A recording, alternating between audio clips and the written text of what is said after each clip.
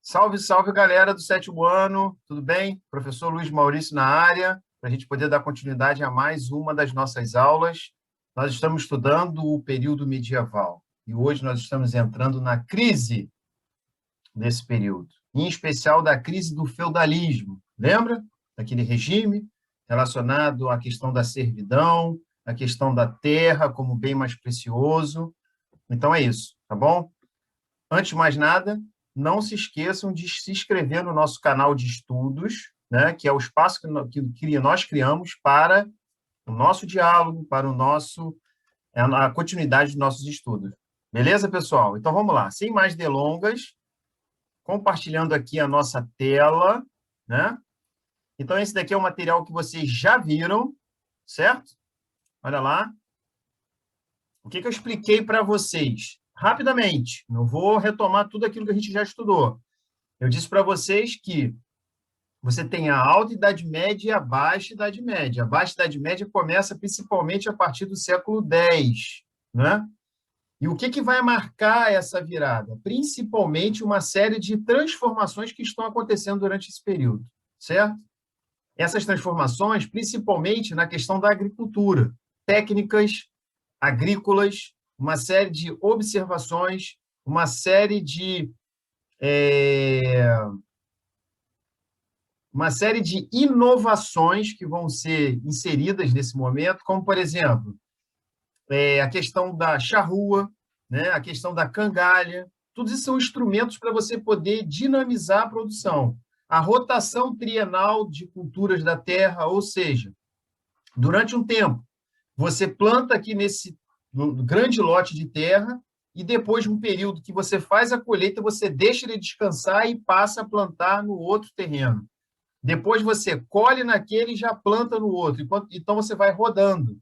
E você vai dando tempo para aquela terra se recuperar e descansar para que ela fique o mais fértil de novo. Tá? E aí a questão do moinho de vento, moinho de água. Olha aí ó, o exemplo do moinho de vento. Né? Olha aí, olha lá, a questão do moinho de água. Né? Então, são inovações que vão sendo criadas que fazem com que a produção de alimentos aumente. Se você aumenta a produção de alimentos, você aumenta a população, você aumenta a oferta de mão de obra. Então, muitas pessoas vão sair, inclusive, do campo buscando outros tipos de trabalho, se especializando em outras coisas. Né? Então, isso também ajudou na questão relacionada ao comércio, a questão do surgimento de cidades, tá? Isso tudo impactou nessa questão, tá? E aí eu coloquei essa imagem aí, que é uma imagem do período medieval, que retrata a expansão dessas cidades. E aí, obviamente, quando você fala de cidade, a gente fala de comércio, a gente fala de atividades de ofício e de outras coisas, a gente fala das feiras, né? Feiras comerciais que duravam de 15 a 60 dias, estabelecendo várias rotas na Europa. Então, isso tudo possibilitou o quê? Possibilitou uma mudança de perspectiva dessas regiões, tá? Que formavam ali a Europa, que a gente chama de Europa medieval, tá bom? Então, ó, expansão do comércio das cidades, as feiras medievais, então a Europa está no outro contexto, tá? Então, nós vamos sair aqui rapidamente desse arquivo, e aí eu vou abrir o outro arquivo, que é esse da atividade, né? Então, vamos lá. Então, ó, e aí é justamente o nosso tema dessa aula, que é a crise do século XIV. Então, você tem, a partir do século X, essa mudança. Quando chega no século XIV, né? Olha lá, ó, tanto é que olha o texto, o que diz, né? Nós estudamos que, principalmente, eu falei a partir do século X, tá? Mas esse boom, esse grande momento, essa mudança, né, no continente europeu, ele vai se dar principalmente a partir do século XI mais 12 ao 14, esse grande crescimento e ampliação, principalmente da oferta de gêneros agrícolas. No século XIV, a gente vai ver um momento, é um século considerado um século de crise. Por quê? Porque uma série de acontecimentos vão ocorrer relacionados à questão de fome, né? Grandes geadas, temperaturas muito baixas, prejudicando a colheita. E aí você tem palco fundamental para a questão de crise, epidemias, doenças, olha o que nós estamos enfrentando hoje, revoltas e também nesse contexto a questão das guerras, tá? Então é um cenário muito difícil, por isso que é considerado um século de crises, tá? Então aí eu tenho um textinho aqui, eu não vou fazer a leitura, né? Que está lá, vocês vão ter acesso a esse material, tá bom?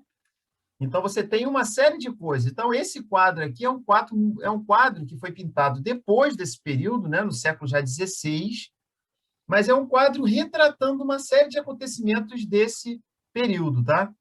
Que é o quadro chamado Triunfo da Morte, né? Retratando aí o cenário de pragas, né, epidemias, conflitos que atingiram a Europa, então morrendo muitas pessoas, e fazendo com que esse regime, esse sistema feudal entre em crise. Essa é a grande questão. A crise, ela vai ser motivada por uma série de acontecimentos, tá? Que vão acontecer no século XIV, tá?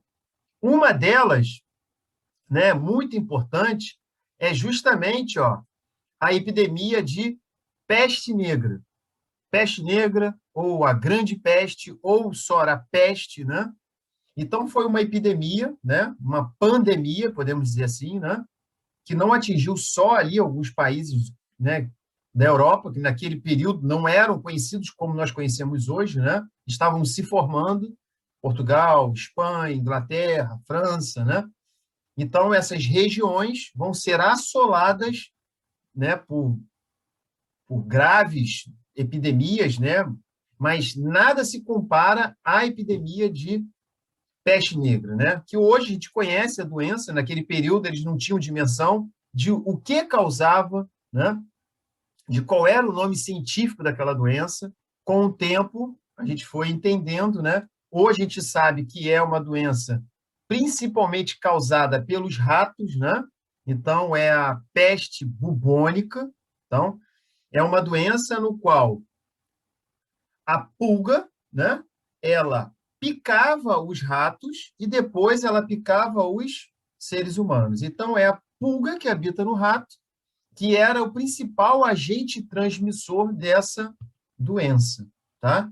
Então, é lógico que tem a questão da urina do rato, aonde ele está convivendo, e esses espaços, né? Quando a gente está falando da Europa desse momento, era uma região extremamente suja, sem qualquer tipo de higiene, aonde as pessoas não tinham um banheiro como a gente conhece hoje, não tinha esgoto tratado. Então era muito comum essa convivência com a sujeira, né? Com a imundície, como a gente costuma dizer. Então e aonde tem ambiente de sujeira, aonde não tem uma questão ali higiênica e sanitária bem definida, com regras básicas, né? Como, por exemplo, tomar banho, lavar as mãos, lavar as roupas com frequência, né? Você não ter o banheiro próximo ali, né? Do espaço de convivência das pessoas. Então, isso tudo, né? A questão do lixo, né? Os lixos eram colocados nas ruas, então você não tinha um sistema de coleta de lixo, você não tinha um desenvolvimento da ciência, você não tinha a questão das vacinas. Então, era um palco, né, formidável para o desenvolvimento de doenças dessa natureza. E como era uma doença extremamente contagiosa, então foi um Deus nos acuda, né, durante um determinado momento. O período de 1347 a 1350 é colocado aí pelos historiadores, pesquisadores, como um grande boom, né, onde você teve ali uma mortandade muito grande, mas isso começa um pouco antes e se estende depois, tá? Como espaço Então, isso não aconteceu só entre 1347 e 1350. Então, você teve aí, esses anos é o grande boom. Então, a população vai diminuir consideravelmente, muitas pessoas desesperadas vão abandonar determinadas localidades, fugindo, desesperados pela questão da doença. Tem o aspecto religioso, né, onde as pessoas vão achar que é o fim dos tempos, é a questão do juízo final, são essas, já expliquei isso para vocês. A população medieval é uma população extremamente religiosa, extremamente a sua vida, as suas ações baseadas nos aspectos religiosos, né? Então, muitas vezes vivem muito mais em função da questão de toda a ideologia, né, por conta por trás das questões religiosas, do que propriamente a vida material, olhando o indivíduo como ele é, né, na sua natureza em si, né? Isso a gente vai ver depois com a questão do Renascimento, tá? Então, ó, muitos abandonaram a cidade acreditando que a peste estava chegando, né? Que é justamente a questão da doença. E aí você tem outros tipos de problema. A Guerra dos 100 Anos, que foi um conflito que durou mais de 100 anos, né? Ela é chamada de 100 anos, mas, na verdade, ela durou mais de 100 anos, né? 116, que foi um conflito de longa duração entre as nações da França e da Inglaterra, né? Por conta da questão da disputa de determinadas regiões, né? E então, isso vai fazer com que a Inglaterra domine, né, a região da França e a região da França passe a ser uma região de domínio, né, anexado ao reino inglês, né? Então, obviamente, os franceses vão se organizar. Você tem a personagem Joana d'Arc como uma personagem muito importante da história francesa, inclusive, nesse processo de libertação dos ingleses. Mas, enfim, é um conflito que vai gerar morte, vai gerar desagregação desse sistema, vai ajudar a desagregar o sistema feudal, tá? E, por último, as rebeliões camponesas.